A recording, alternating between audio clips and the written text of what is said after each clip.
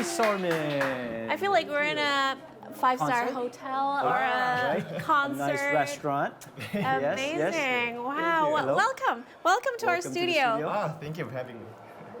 Well, first of all, my question is it that easy to make sound with this, or can anybody Yeah, a very good basic question. do We it? all need to Because know. I've tried flute once, yeah. and you know what? It's even hard to make a sound, like a random sound. Flute You even. have to position your lip in a certain way and blow into the hole to be able to make make it noise. work. What about Right. this? Is it the What about same this as flute, or Well, to be is honest, it easier? it's not that easy, but I feel like flute is harder than this. Really? Yeah, but Really? I'm not saying That's this is interesting. easy. Well, I understand that. Why choose this out of many instruments out there? well, actually, it was my uncle Tony who introduced me to the saxophone.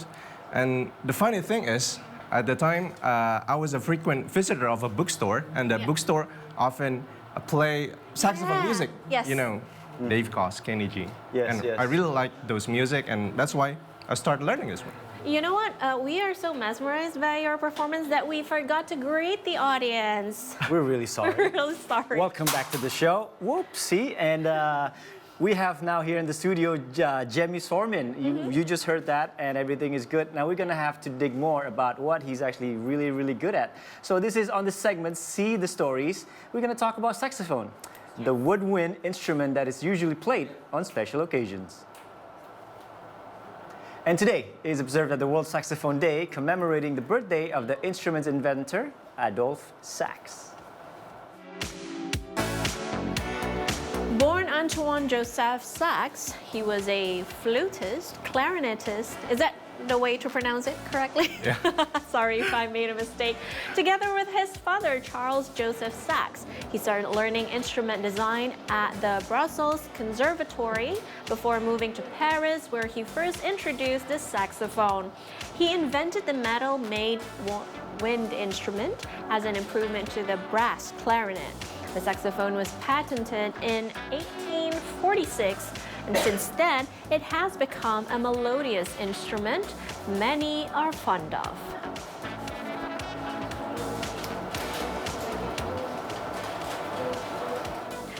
All right, now let's continue the conversation again. Jemi. We have asked you why you choose this, and you said it was because of your uncle. Yes. Was he a player too, a sax player too? He plays saxophone, not a professional one, but he's a hobby musician and plays a lot. At what age did you start? I started at 14, I believe, but I started to really practice when I was like 18 maybe. I see. And how long did you, when you were starting, how crazy your day or your week was, like going to practice and all that, once, twice, 3 times a week? Yeah, sort of like that. I was very excited about that. Even if I have an exam coming tomorrow. Like I school still- exam? Yeah.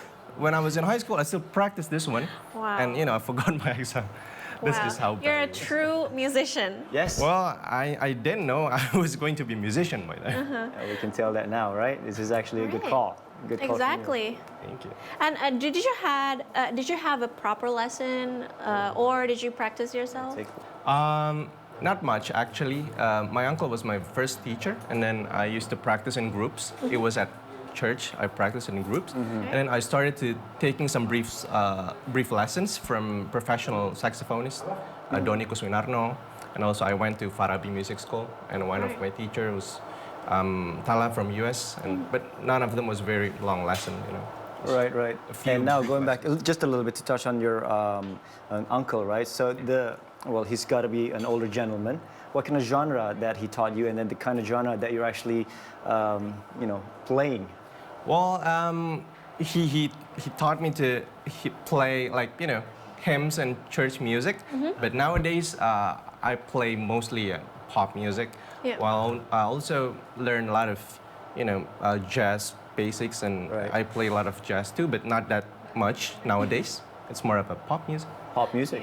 Yeah, you said you're more into pop. So are you in the music industry, in an Asian music industry? Yeah. Do you play with Indonesian There you go. solo singers? Can you tell us about it? What musicians have you been involved with? Yeah, I've been lucky enough to work with a few musicians in Indonesia. Marion Jola, Berili Kumahua, Citra Scholastica for a few years, and also some senior singers like Yunishara. And Wow. I did some, to mention a few of them. Wow, we Any- still, Go ahead. want to know more about him, Right, of but course. unfortunately we have to take a little break. So don't go anywhere. We'll be right back with more discussions with Jemi. Stay with us.